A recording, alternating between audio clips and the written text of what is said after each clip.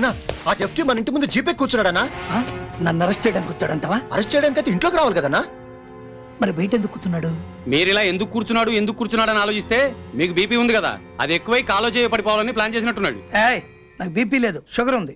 ఏదైతే ఏంటన్నా కాలో చేయ పడిపోవడానికి. నార్మల్ రైట్, పదండ్రా వాడు సంగతి చూద్దాం.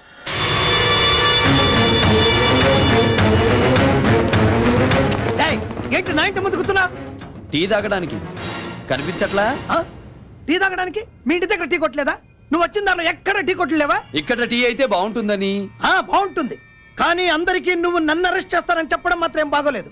అయినా నువ్వు నన్ను అరెస్ట్ చేసేంత మగాడివే? ఏమో, నీకు టైం బాగోకపోతే అరెస్ట్ చేసి మగాడినవుతానేమో. నోరు జాగ్రత్త, జారకు.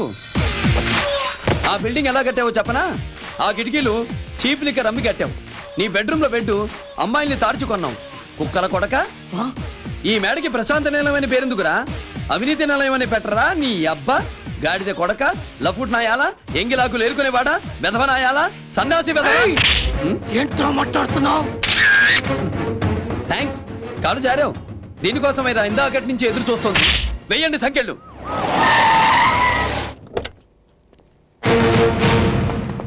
ఏంటయ్యా ఇది? ఎమ్మెల్యే గారికి సంఖ్యలు వేస్తారా? సార్, స్వామి గారు కాలర్ పట్టుకున్నాడు సార్. అవకాశం ఇస్తే ఇంకేం పట్టుకుంటాడు అని చేతులకు సంఖ్యలు వేశారు. ఎమ్మెల్యేని నడి రోడ్డు మీద అరెస్ట్ చేస్తారా? అరెస్ట్ కి నట్టిల్లు నడి రోడ్డు అనే ఉంది సార్. ఎక్కడ తప్పు చేస్తే అక్కడ దొక్కేయడమే. అసలు నీ కాలర్ పట్టుకోవాల్సిన అవసరం అతనికి ఏముంది? ఈయన రేపు చేశాడని ఒక అమ్మాయి కంప్లైంట్ ఇచ్చింది. ఆ మాట అడిగితే కాలర్ పట్టుకున్నాడు. సార్, ఎవరా అమ్మాయి? ఆనందరావు.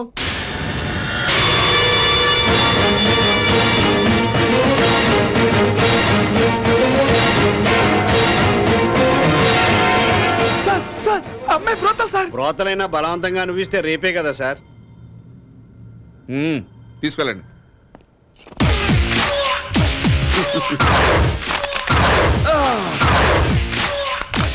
నువ్వు పెట్టిన బ్రోతల్ హౌస్ అమ్మాయే నిన్ను జైలుకి పంపుతోంది. ఇల్లు ఎలగ్గానే పండగ కాదు. కొత్తగా చెప్పు.